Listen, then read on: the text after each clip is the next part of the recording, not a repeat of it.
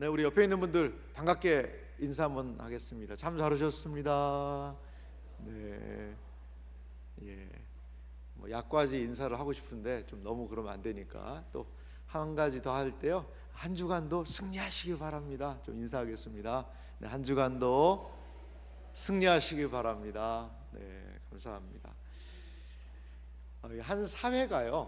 한 사회가 지속적인 성장을 가능하기 위해서는 뭐가 필요하냐면요, 성장 동력이라는 게 필요해요. 지금 우리 부산이 유치하려고 애쓰고 있는 게 뭐죠? 2030 엑스포. 그거를 부산이 좀 유치하려고 그래요. 왜 그 일을 하려고 그럴까요? 그거는 이제 부산이, 또 부산뿐만 아니라 우리나라가 다시 한번 그 2030 엑스포를 중심으로 해서 여러 가지 인프라, 힘이 탁 집결될 수 있는 성장 동력이 되기 때문에 그걸 유치하려고 그러는 겁니다. 한 사회는 지속적인 성장을 좀 해야 되거든요. 그런데 이 성장이라는 게 쉽지가 않아요.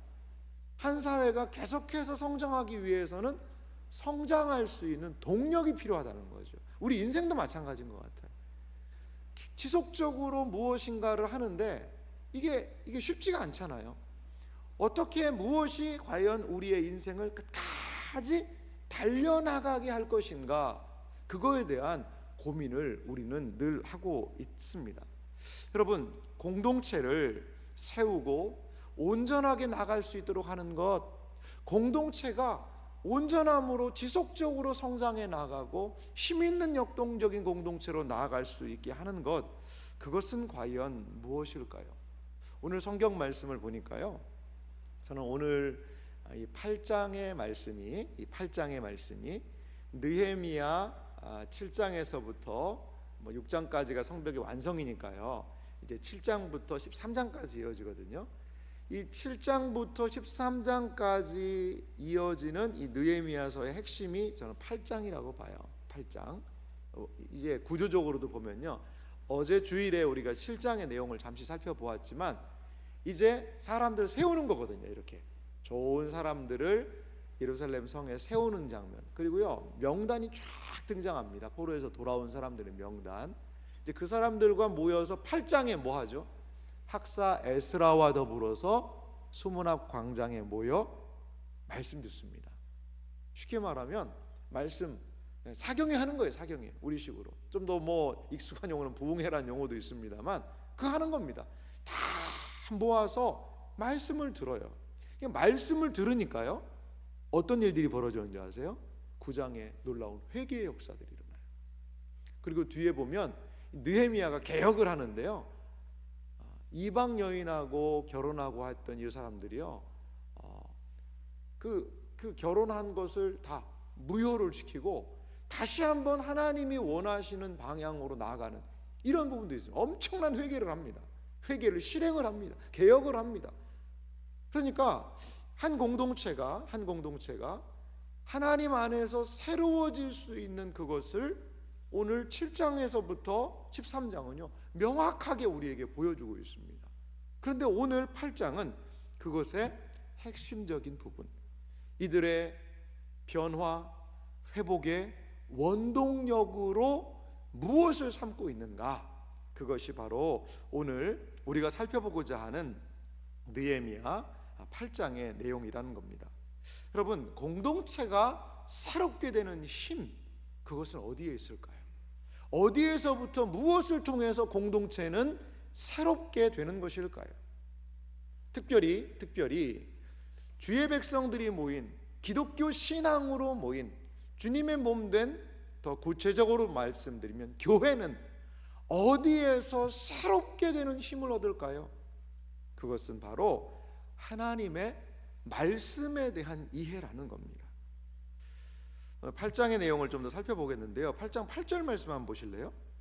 8장 8절 보니까 이렇게 말씀하고 있습니다. 하나님의 율법책을 낭독하고 그 뜻을 해석하여 백성에게 그 낭독하는 것을 다 깨닫게 하니. 이 백성들이 1절에서부터 6절을 읽었는데 이건 준비 작업이었어요. 그래서 하고 싶은 게 뭐냐? 8절입니다. 하나님의 율법책을 낭독하고, 아마 모세 오경이었을 것이다, 사람들은 이렇게 생각을 해요. 근데 그 뜻을요 해석을 해줬어요. 해석을. 왜 해석은 뭐 설교같이 할 수도 있지만 사실 구약 성경은 히브리어라는 말로 기록이 되어 있거든요. 그런데 지금 이 사람들은요, 포로에서 돌아온 이 사람들이 히브리 말을 잘 몰라요. 주로 어디 말을 많이 하냐면 아람어라고 그럽니다. 아람어. 이 아람어를 또 좀 아는 사람들이 많은 거죠. 그러니까 이 율법책을 히브리어로 읽으면 좀 해설을 좀 해줘야 되는 그런 상황이 이들에게 도래했던 것 같아요. 그래서 그 율법의 내용을요 뭐 하는 거죠? 다 깨닫게 하는 거예요. 깨닫게 하는 거예요. 설교를 통해서도 깨닫게 하는 것, 그리고 통역을 통해서도 깨닫게 하는 것. 이 백성들이요 하나님의 말씀을 깨닫는 것, 이것이 오늘 8장의 가장 중요한 핵심적인 내용이라고 할 수가 있어요. 자, 이렇게 깨닫게 되자 이들이 보인 반응이 느헤미야 8장 9절에 이렇게 기록이 되어 있습니다. 이들이 어떻게 반응했는지 뭐 새벽이긴 하지만요, 한번 천천히 같이 한번 읽어볼까요? 함께 읽습니다. 백성이 율법의 말씀을 듣고 다 우는지라. 총독 느헤미야와 제사장 겸 학사 에스라와 백성을 가르치는 레위 사람들이 모든 백성에게 이르기를, 오늘은 너희 하나님 여호와의 성일이니 슬퍼하지 말며 울지 말라 하고. 아멘. 하나님의 말씀을 깨달을 때 백성들이 보인 반응은 뭐죠? 백성이 율법의 말씀을 듣고 다 우는지라. 우는 거예요. 눈물이 나는 거예요. 어떤 분, 이런 분들이 계세요. 우리 교회도 요즘에 그냥 교회만 오면 눈물이 난대요. 말씀만 들으면 그렇게 눈물이 난대요. 왜 그런 눈물이 나는 걸까? 느헤미야의 이 사람들도요 하나님의 말씀을 알게 되니까요 그냥 왠지 모를 눈물이 나는 거예요. 눈물이.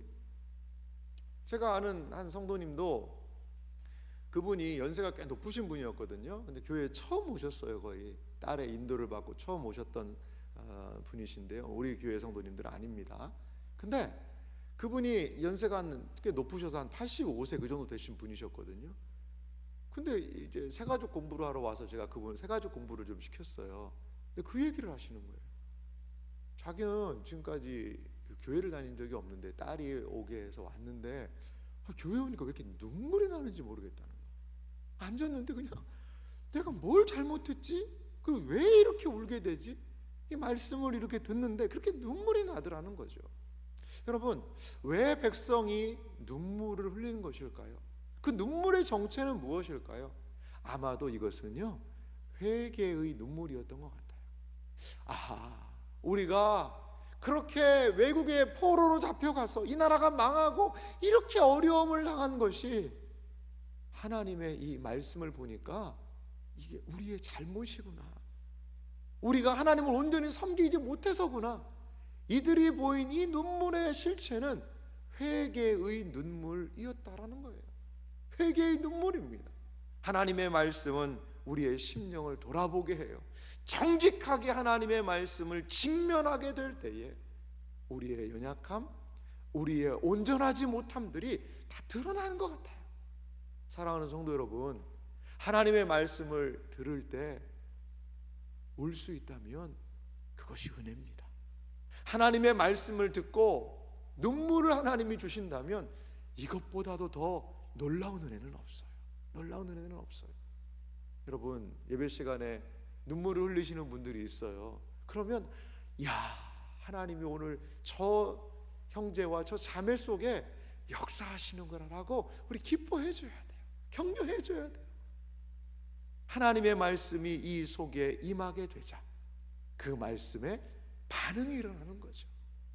화학 물질들을 섞으면요 막 연기도 나고요, 화학 반응들이 일어나요. 마찬가지예요. 하나님의 정직한 말씀이 우리의 심령에 들어오게 되면 반응이 일어나요. 그것이 바로 눈물.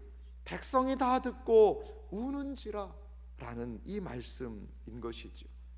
그런데 여기 총독 느헤미야와 이제 에스라, 이 에스라라는 분이 하나님의 말씀을 탁월하게 아는 분이었기 때문에 이분에게 말씀을 요청했는데요, 백성들에게 이야기를 해요. 슬퍼하지 말며 울지 말라.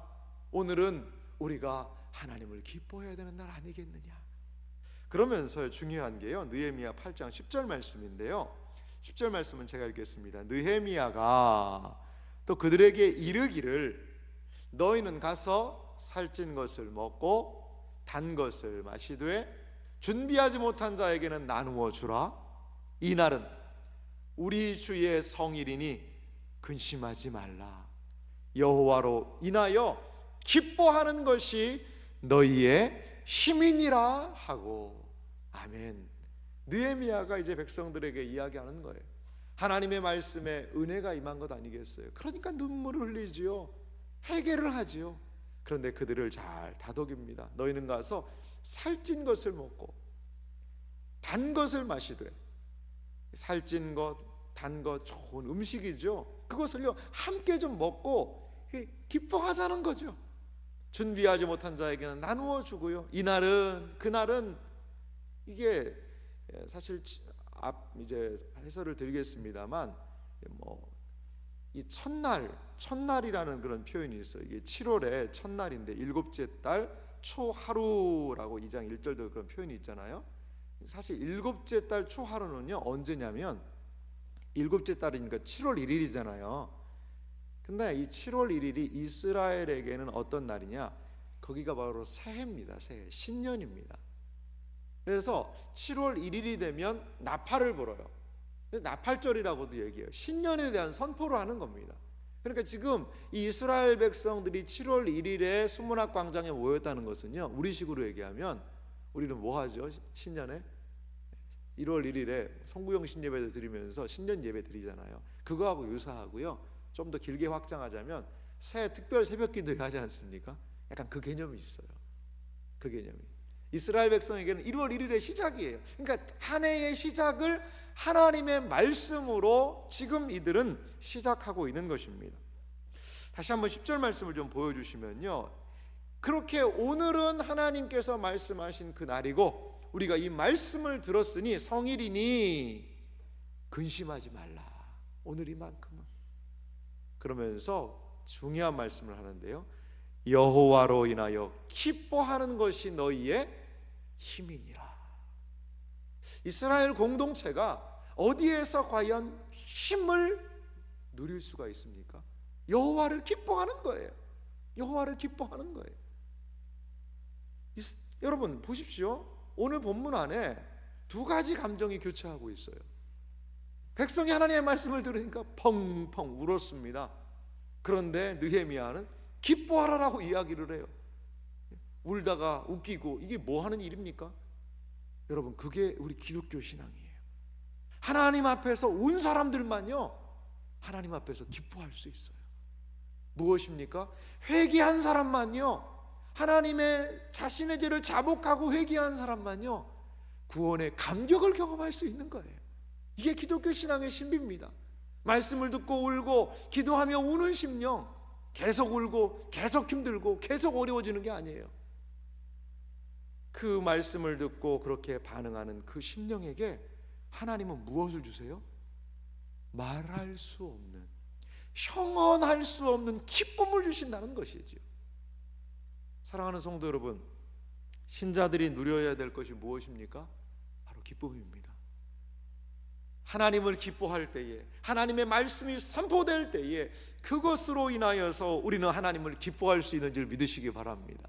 그러면 어떻게 하나님을 기뻐할 수 있느냐, 무엇을 통하여 기뻐할 수 있느냐를 다시 오늘 본문 앞으로 가면서 함께 살펴보도록 하겠습니다. 이들은요 수문 앞 광장에 모였던 것을 볼 수가 있어요. 느헤미야 8장 2절과 3절 모습을 좀 보면은요, 2절을 제가 읽어보겠습니다. 일곱째 달 초하루에 제사장 에스라가 율법책을 가지고 회중 앞, 곧 남자나 여자나 알아들을 만한 모든 사람 앞에 이르러.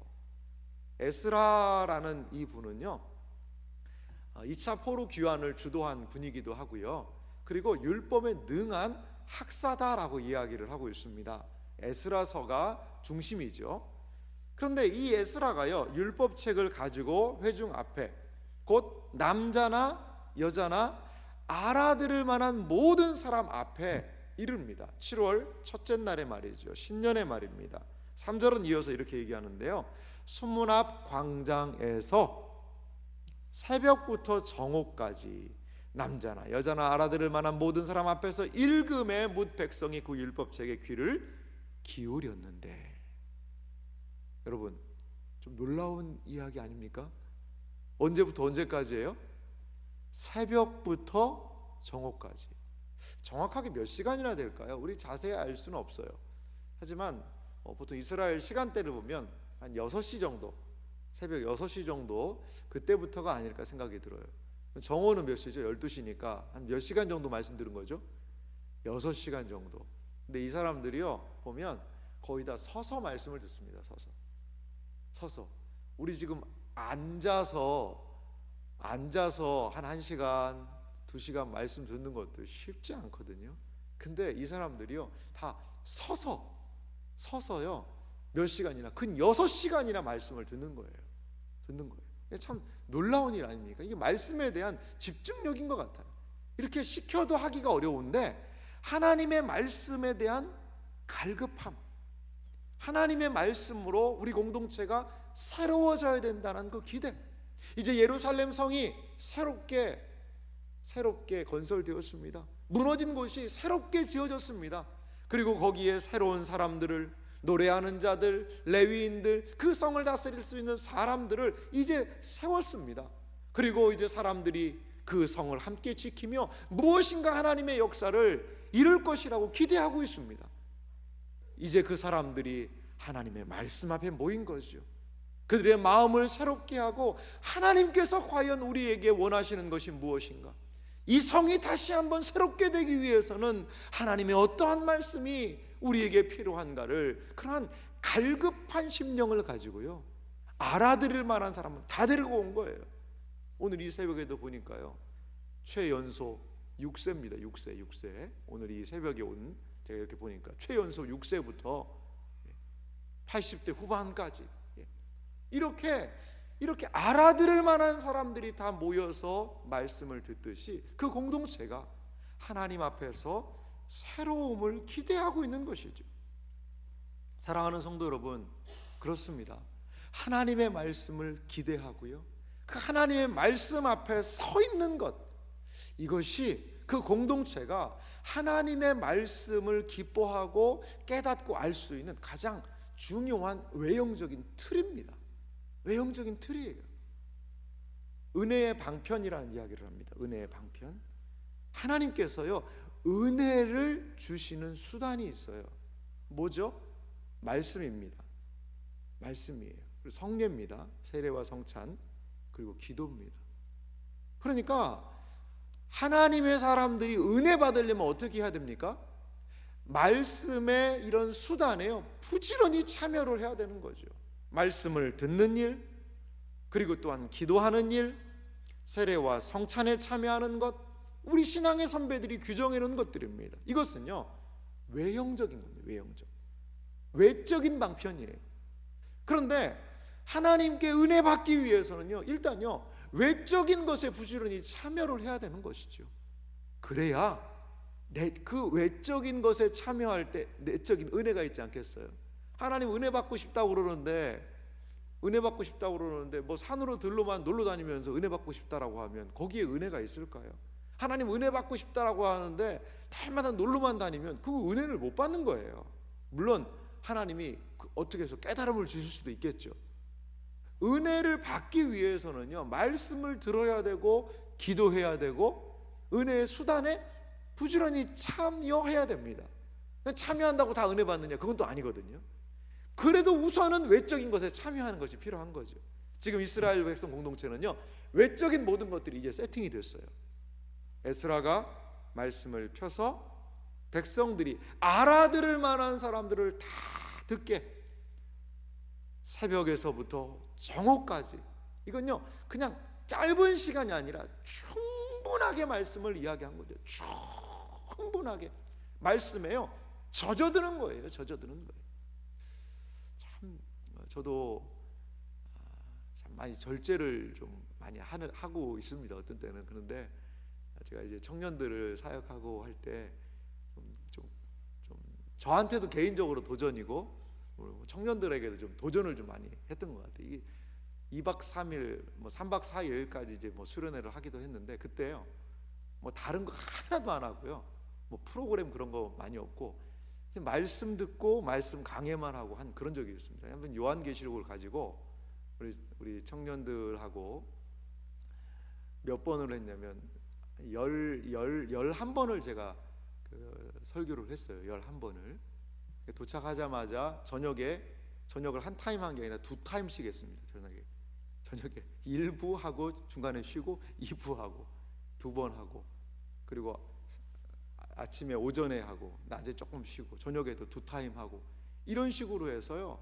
정말 요한계시록을 1장에서부터 그렇게 한 번 할 때 짧게 하면 90분, 길게 하면 120분 한 번 할 때 정말 그 말씀 가지고 한번 진짜 이게 내가 죽든지 말씀이 나를 살리든지 정말 그렇게 한번 한 적이 있습니다. 청년들이 힘들어는 하더라고요. 근데 뭐가 더 그냥 은혜 받은 것도 은혜 받은 거지만 자기가 대단하다는 거죠. 그 모든 시간을 버티고 있었다는 게 자기가 더 대단하다. 참 은혜도 이상하게 받더라고요. 청년들은. 그러니까 그 시간을 끝까지 버티고 있었다. 그게 은혜더라고요. 그게 와 대단하다 막 그러면서. 그래서 내용이 기억나는 내용은 기억 하나도 안 난다고 그러더라고요. 물론 하나님이 말씀하신 부분이 있겠습니다만, 여러분 이런 좀 하나님의 말씀을 사모하는 공동체, 사모하는 사람들, 이 하나님의 말씀이 무엇인지를 충분히 드러내고 그리고 그 하나님의 말씀을 충분히 깨닫고 반응할 수 있는 것, 이것이 진정한 우리의 힘이 아닐까 이런 생각이 들어요. 이들은요 이제 말씀을 들을 모든 채비를 한 것이지요. 알아들을 만한 모든 사람, 남녀노소를 막론하고 이들이 모였습니다. 그런데요 이들이 말씀 앞에 보인 반응이 있어요. 그 반응을 이제 우리가 좀 살펴보겠는데요. 느헤미야 8장 5절 말씀은 제가 읽어보겠습니다. 에스라가 모든 백성 위에 서서 그들 목전에 책을 펴니 책을 펼 때에 모든 백성이 일어서니라. 자, 책을 펴니까요 일어선 거죠. 사실 여기에서 말하는 책은요 우리식으로 이런 책은 사실은 아닙니다. 아마도 두루마리였던 것 같아요. 두루마리, 양피지로 만들든지 해서 그것들을 두루루 말려있던 것을 쭉 이렇게 펴서 읽으려고 하는 거죠. 그러니까 그때 백성이요 다 일어섰다라는 거죠. 이 일어섰다는 건 어떤 의미가 있을까요? 경외와 그리고 순종의 표현이죠. 이제 하나님의 이 말씀을 제가 온전하게 경외하는 마음을 갖습니다라고 이제 앉아 있을 수가 없는 거예요. 다 일어서는 겁니다. 그리고요 이 하나님의 말씀을 잘 순종하여 듣겠습니다라고 일어서는 거예요. 그 신학교에도요 좀 전통이 있었다고 그래요. 뭐냐면 교수님이 이렇게 딱 들어오시면요 학생들이요 다 일어서는 거죠. 일어서서 교수님이 이렇게 하고 앉으시기 바랍니다 하면 앉고, 그런 일이 있었다고 그래요. 사실 제가 다닐 때는 그러진 않았거든요. 근데 뭐겠습니까? 그 강의 시간에 대한 존중이죠. 교수님의 말씀을 우리가 좀 듣겠습니다. 그리고 하나님의 말씀을 배우고자 하는 이러한 백성들의 전통을 아마 신학교에서 했던 것 같아요. 저희 선배들이 그렇게 하셨던 것 같아요. 말씀에 대한 존중이죠. 그러면서 6절에 보니까 이렇게 이어서 말하고 있습니다. 느헤미야 8장 6절인데요. 같이 백성들의 중요한 반응인데요. 같이 읽어보겠습니다. 에스라가 위대하신 하나님 여호와를 송축하매 모든 백성이 손을 들고 아멘 아멘 하고 응답하고 몸을 굽혀 얼굴을 땅에 대고 여호와께 경배하니라. 아멘. 참 중요한 이스라엘 이 공동체의 말씀에 대한 반응을 볼 수가 있어요. 에스라가요, 위대하신 하나님 여호와를 송축한 것이, 하나님은 위대하십니다, 우리의 진정한 구원이십니다, 이런 것들을 선포할 때 백성들의 모습을 보면은요, 세 가지 반응이 보여요. 첫 번째 뭐죠? 모든 백성이 손을 들어요. 손을 들어요. 우리 찬양할 때도 손을 들지 않습니까? 이게 손을 드는 게 어떤 분들은 이게 좀 부끄럽기도 하고, 내가 이게 왜 손을 들어야 되나 이런 생각이 드시기도 할 거예요. 근데 손을 든다는 것은 어떤 의미가 있을까요? 이것은요, 하나님을 의지한다는 거예요. 이게 손을 든다는, 천부여 의지 없어서 손 들고 옵니다, 이런 표현을 하잖아요. 항복의 표현이기도 하고요. 하나님을 철저히 의지한다라는 그 표현이 여기에 있어요. 자, 두 번째 모습을 보면은요, 손을 들고 그 다음에 아멘 아멘 하고 응답하고, 아멘 한 번 안 합니다. 두 번이나 아멘 아멘을 해요. 아멘 아멘. 아멘이요, 이렇게 좀 중요한 것 같아요. 아멘은 어떤 뜻이지요? 그렇게 될 줄 믿습니다, 진실로 그렇습니다, 전적인 동의죠. 하나님이 하나님을 위대하심을 송축하니까 아멘 아멘, 동의합니다, 그렇습니다 라고 백성들이 전적으로 동의하고 있는 모습을 볼 수 있어요. 그리고 몸을 굽혀 얼굴을 땅에 대고 여호와께 경배하니라. 그렇죠, 이게 예배의 자세지요. 하나님께 보여야 되는 마땅한 태도지요. 지금 여러분, 말씀을 들을 때 그래서 태도가 중요한 것 같아요. 태도가, 하나님의 말씀을 어떻게 듣느냐, 아멘 아멘으로 말씀을 들으시는 여러분 되시길 바랍니다. 그리고 손을 들어서 그 하나님을 의지하는, 인정하는 그러한 모습으로 말씀을 들으시기 바랍니다. 온 몸을 굽혀 얼굴을 땅에 대고 경배하는 그 모습으로 하나님의 말씀을 들어야 되는 것이죠. 이렇게 이들은요, 마음을 활짝 열고 있는 것이죠. 하나님께서 말씀하신 것에 동의하고 의지하고 그 말씀을 그대로 실현하기 원하는 이들의 모습을 볼 수 있어요. 이러한 사람들에게 초두에 읽었던 여호와의 율법을 낭독하고 뜻을 해석하여 백성에게 낭독하는 것을 다 깨닫게 할 때에 이들 가운데 회개의 눈물이, 하나님의 말씀을 깨닫는 것으로 인한 여호와로 기뻐하는 것이 너희의 힘이다라는 것이 이들에게 일어나게 되었다라는 겁니다. 사랑하는 성도 여러분, 그렇습니다. 진정한 부흥은 어디에서 일어날까요? 사실 부흥이라는 것은요, 부흥회에서 일어나는 게 아니에요. 언제 제가 꼭 이 부흥에 대한 설교를 우리 성도님들과 나누고 싶은데요, 역사적으로 이제 부흥이라는 것은요, 뭐 부흥회, 예전에 막 북치고 막 사람들 많이 와서 막 하면 와 우리 부흥됐다, 사람들이 많이 오면 부흥됐다 이렇게 하는데, 엄밀한 의미로 그건 아닙니다. 물론 사람들이 많이 모이기도 합니다. 그것도 부흥의 한 현상인데요, 부흥의 더 놀라운 현상은 무엇이냐, 영적인 각성입니다. 성경이 말하는 부흥의 모습이에요. 그거는요, 사람의 심령 영혼 속에 하나님의 말씀으로 인한 놀라운 깨달음의 역사가요, 동시적으로 일어나는 거예요. 그 모인 사람들 안에 한두 사람만 은혜 받는 게 아니라 폭발적인 하나님의 은혜의 역사가 동시적으로 임하는 거예요. 이게 부흥입니다. 부흥은 누가 주시는 거냐? 하나님이 주시는 거라는 거죠. 하나님이. 저는 오늘 이 첫 시간을 통하여서 리더십의 진정한 핵심이 무엇일까를 생각해 보았습니다. 그것은 무엇이냐? 말씀의 부흥이라는 거예요. 말씀에. 기독교 신앙, 기독교 리더십의 진정한 핵심은 어디로 집결되어야 합니까? 말씀의 부흥으로 집결되어야 한다라는 겁니다. 느헤미야 8장 12절은 우리에게 이렇게 말하고 있습니다. 우리 한 목소리로 12절 말씀을 읽습니다.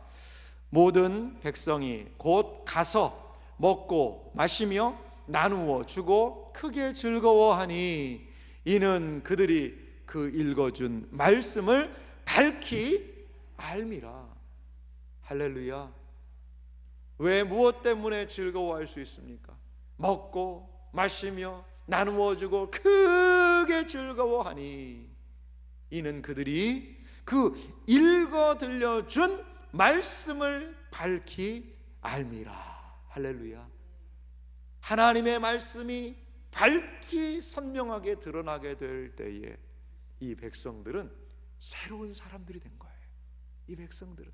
이 백성들은 그 하나님의 말씀을 가지고 각자의 위치에서 최선을 다할 수가 있는 것이죠. 누가 시켜서가 아닙니다. 하나님의 말씀이 인도하는 그 길을 따라 뚜벅뚜벅 걸어갈 수 있는 그런 은혜가 이들에게 임하게 되었던 것을 사랑하는 성도 여러분, 우리는 볼 수 있습니다. 참된 리더십은 무엇입니까? 백성들을 하나님과 만나게 하는 거예요. 이게 기독교 신앙에서 보여야 되는 참된 리더들의 섬김의 모습이라는 겁니다. 예수님이 우리에게 이 세상에서 보여주신 것이 무엇입니까? 그리스도께서 십자가에서 보여주신 것은 하나님과 우리의 평화였어요. 하나님과 우리를 연결시켜서 하나님을 알고 하나님으로 기뻐하고 때로 회개하며 울지만 하나님으로 기뻐하는 사람들이 되기 위하여 예수님이 십자가에 달려 죽으시지 않았습니까? 마찬가지입니다. 참된 리더십의 핵심, 교회 공동체가 리더십을 통하여서, 섬기는 사람들을 통하여서 추구해야 되는 가장 중요한 가치, 그것은 바로 하나님의 백성들과 하나님과의 이 만남, 말씀이 공동체 안에 풍성하게 드러나는 것, 이것이 바로 기독교 신앙의, 이것이 바로 주님이 세우신 공동체의 가장 중요한 방편이라는 것입니다. 사랑하는 성도 여러분, 교회에 하나님이 주시는 부흥은요, 무엇과 같이 갈까요? 말씀과 같이 가요. 하나님의 말씀을 기뻐하고 즐거워하고 그 하나님의 말씀을 깨닫고 알고 하는 거기에 하나님을 아는 것이, 여호와로 인하여 기뻐하는 것이 너희의 힘이니라. 하나님을 알 때에 기뻐할 수 있습니다. 말씀을 깨닫게 될 때에 기뻐할 수 있습니다. 그리고 그것이 이스라엘 백성의 힘이었다라고 이야기를 해요. 지금 우리가 사는 이 시대, 약 2500년 전에 이스라엘 백성들에게 여호와를 아는 것, 그것이 여호와를 그리고 기뻐하는 것, 그것이 그들의 힘이었다면 지금 21세기를 살아가는 우리의 힘은 무엇입니까? 동일할 거예요. 하나님의 백성들의 힘은 동일합니다. 여호와를 기뻐하는 것입니다. 여호와를 알고 그 말씀을 깨닫고 그 말씀을 붙들며 나아갈 때 우리는 진정한 힘을 거기서 누릴 수 있을 줄 여러분 믿으시기 바랍니다. 여호와를 아는 것이, 기뻐하는 것, 여호와로 인하여 기뻐하는 것이 너희의 힘이다라고 이야기하는데요, 이 힘이라는 단어의 히브리어가요 여러 가지로 쓰였더라고요. 보니까 다시 한번 느헤미야 8장 10절 말씀 한번 보여주시겠어요? 8장 10절 말씀을 한번 보여주시면요, 너희의 힘이니라 라고 여기에 이 8장 10절이 보여주고 있는데요, 이 힘이라는 이 원어가요 여러 가지로 쓰였어요. 어떻게도 쓰였냐고 봤더니요, 어떤 때는 이게 산성으로도, 성, 견고한 요새, 어떤 때는요 이게 투구라고도 번역이 된 거예요. 그 문맥에 따라서 이 똑같은 단어인데도요. 근데 여기에서는 그것을 이제 힘이라고도 번역된 부분들이 있는데, 힘이라고 번역을 했는데 이걸 여러 가지로 바꿔보면 이렇게도 얘기할 수 있어요. 여호와로 인하여 기뻐하는 것이 너희의 힘이니라도 되지만, 여호와로 인하여 기뻐하는 것이 너희의 산성이니라, 너희의 요새이니라, 여호와로 인하여 기뻐하는 것이 너희의 투구니라. 사랑하는 성도 여러분, 하나님의 말씀을 깨닫고 여호와를 기뻐할 수 있다면 그것이 우리를 지킨다는 것을 여러분 기억하시기 바라요.